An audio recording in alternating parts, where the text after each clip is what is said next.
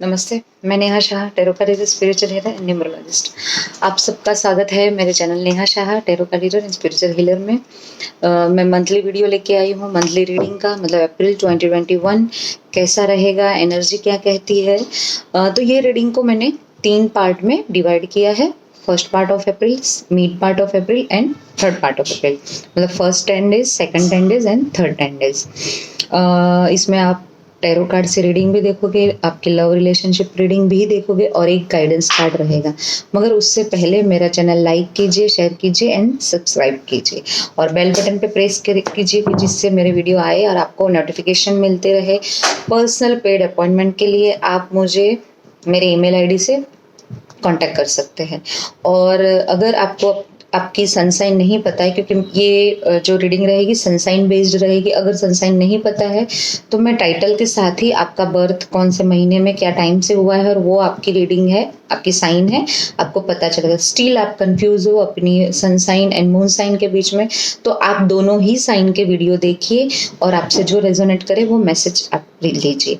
मगर उससे पहले ये भी याद रहे कि ये जनरल रीडिंग है, तो जितने मैसेज आपसे रेजोनेट करते हैं वो आप फॉलो कीजिए और बाकी इग्नोर कीजिए। मगर मुझे कमेंट बॉक्स में ज़रूर बताइए कि कितने मैसेजेस आपके रेजोनेट करते हैं, क्या कितने परसेंटेज ये रीडिंग आपको रेजोनेट की।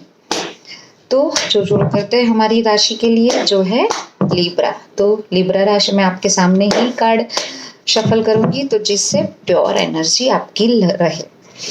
लिब्रा राशि के लिए first part of the April, second part of the April and last part of the April. Same as love reading, Libra love reading April 2021, first part of the April, second part of the April and last part of the April. और ये रहा आपका guidance card for Libra. Okay, तो शुरू करते हैं।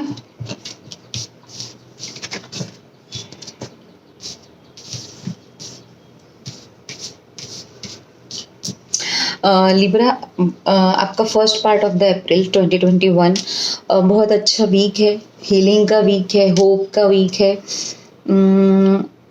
आपके ideas को एक्सप्रेस कैसे करना है, उस पर काम कैसे करना है, और अगर कुछ सोच के रखा है तो वो काम को दिशा कैसे देनी है, ये फर्स्ट पार्ट ऑफ द अप्रैल ये सारी एनर्जी है। अगेन आपको लोगों का सपोर्ट मिलेगा, आप इमोशनली भी काफ़ी बैलेंस्ड रहोगे। आपको जो चीज़ है, जो सिचुएशन है, आपका काम है या कोई काम आप करने वाले हो, या कुछ भी ऐसी सिचुएशन है जहां आपको समझ नहीं आ रहा था, बट ये वीक आपको काफ़ी क्लियरिटी मिलेगी, काफ़ी क्लियर आप फील कर पाओगे, काफ़ी क्लियर समझ पाओगे। आपकी पैटर्न, जो थिंकिंग पैटर्न है वो काफ़ी, मतलब आपका विजन भी काफ़ी क्लियर हो सकता है ये वीक। बहुत अच्छी एनर्जी है।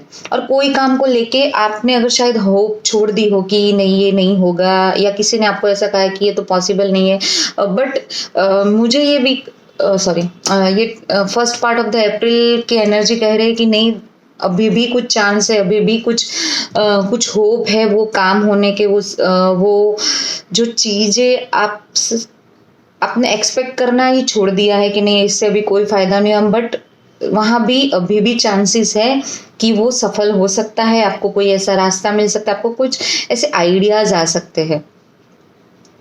तो ये मुझे what I am getting here कि थोड़ा सा आप पॉजिटिव रहिए। कोई कुछ भी बोले या आप खुद भी वो चीज़ या सिचुएशन या वो प्रोजेक्ट या कोई भी ऐसी चीज़ को लेके इतने नेगेटिव मत हो जाइए कि आपके हाथ से निकल गया है, क्योंकि अभी भी होप है, अभी भी चांसेस है और बहुत पॉजिटिव स्ट्रॉन्ग चांसेस है, राइट।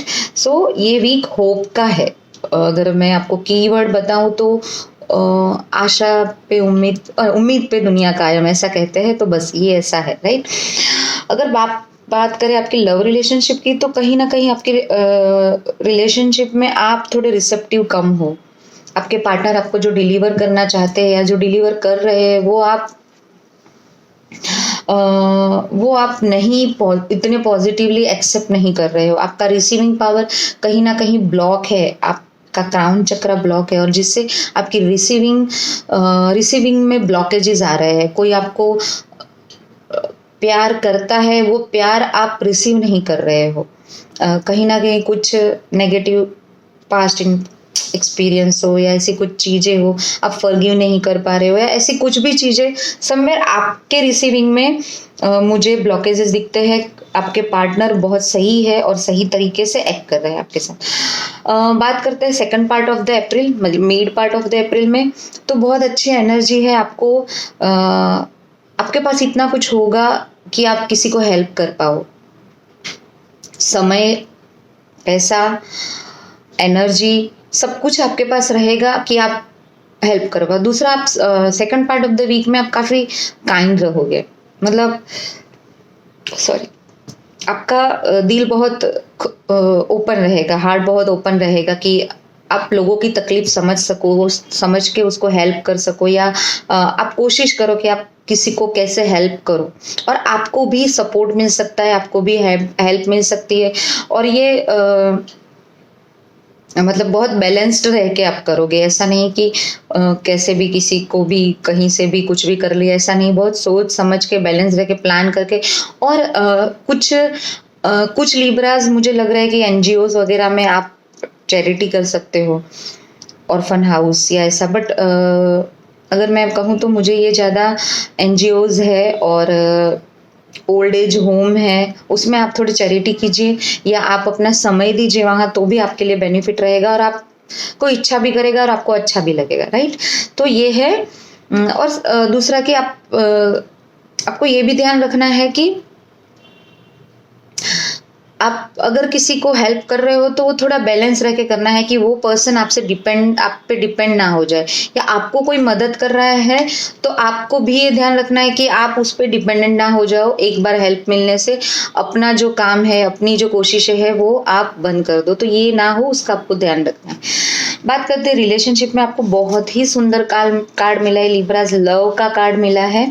तो यहाँ जैसे मैंने कहा कि आप थोड़े रिसीविंग हो गए, आपका क्राउन चक्र ओपन होगा, आपके ब्लॉकेजेस रिसीविंग से ही दूर हो गए। सोलमेट वाली ये एनर्जी है। ये हमेशा एक साथ रहने का, खुश रहने का, रिलेशनशिप ग्रो करेगी आपकी।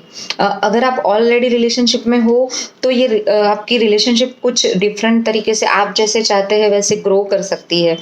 और अगर आप कोई न्यू रिलेशनशिप में आए हो तो भी मुझे रिलेशनशिप में ग्रोथ दिख रहा है, और वो भी बहुत अच्छा, with happiness, with support and everything मुझे बता रहा है। बात करते हैं थर्ड पार्ट ऑफ द अप्रैल। तो थर्ड पार्ट में आप थोड़े से मुझे कंफ्यूज नजर आ रहे हो। कुछ चीज़ों को लेके आप क्रॉस रोड पे खड़े रह सकते हो कि अब क्या करो क्या नहीं। आपको डिसीजन लेने में थोड़ी सी दिक्कत आ सकती है third part of the April. और समवेयर मुझे ये भी दिख रहा है कि आपको थोड़ी सी आईज के कुछ इश्यू आ सकते हैं, आईज रिलेटेड। सो अगर आपको कोई ऐसी छोटी मोटी प्रॉब्लम है तो आप चेकअप करवा दीजिएगा अपने आईज का। और थर्ड पार्ट ऑफ द अप्रैल में आपको क्या होगा कि कोई भी चीज़ की क्लियरिटी, कोई भी चीज़ में क्लियरिटी में से थोड़ी सी दिक्कत आ सकती है last part of the April. So ये एडवाइजेबल है कि उस टाइम आप कोई भी डिसीजन मत लीजिए, किसी को कुछ कहिए मत, पहले पूरी जान पड़ताल कीजिए और उसके बाद कुछ बोलना। कोई निर्णय आप देते हो तो ये बहुत आपको सोच समझ के देने की ज़रूरत है। थोड़ा अकेले बैठ के सोचना और दोनों साइड सोचना, एडवांटेज डिसएडवांटेज सब कुछ सोच समझ के फिर फैसला लेना। अगर बात करें लव एंड रिलेशनशिप की तो सेम ये कार्ड भी ये कहता है कि आपको आपके काम को लेके आप थोड़े से इम्बैलेंस रह जाओगे रिलेशनशिप में, आपको थोड़ी सी स्पेस चाहिए होगी। ये तो आपने बहुत अच्छे से स्पेंड किया, मगर इसमें आप मांगोगे कि थोड़ी सी इनर पीस, थोड़ी सी स्पेस, और फिर आप आप कोई चीज़ का डिसीजन लेने में आप रुके हुए हो और उसकी वजह से उसका अफेक्ट आपकी रिलेशनशिप पे आ रहा है। So you need space, you need piece, right. और आप चाहोगे कि आपसे अभी उस टाइम कोई बात ना करे, या जो आपका पार्टनर है वो उससे आप ज़्यादा टच में ना रहो, थोड़ा सा एक स्पेस वाला, मतलब एक अकेलापन आपको थोड़ा सा चाहिए होगा थर्ड पार्ट ऑफ द अप्रैल। अगर ऐसा है तो आप अपने पार्टनर से बात कीजिए और स्पेस लीजिए और थोड़ा सा मी टाइम स्पेंड कीजिए। गाइडेंस कार्ड आया बी विलिंग टू फॉरगिव। जैसे मैंने इसमें कहा कि आप फॉरगिव नहीं कर पा रहे हो, कोई पुराना एक्सपीरियंस कोई कुछ है, तो ये कार्ड ये कह रहा है कि आप जितना फॉरगिव करोगे उतने ही रास्ते आपको क्लियर मिलेंगे, उतनी ही आपकी एनर्जी कहीं ना कहीं क्लियर हो जाएगी।